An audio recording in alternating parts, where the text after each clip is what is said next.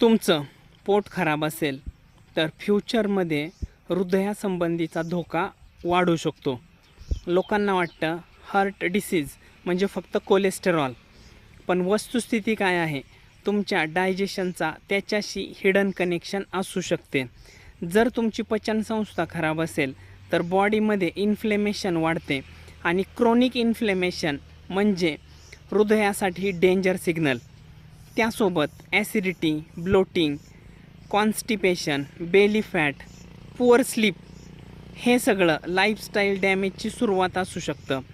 जेव्हा body nutrient properly absorb करत नाही तेव्हा एनर्जी कमी होते, बी पी वाढू शकतो आणि हार्टवर प्रेशर वाढायला लागतं.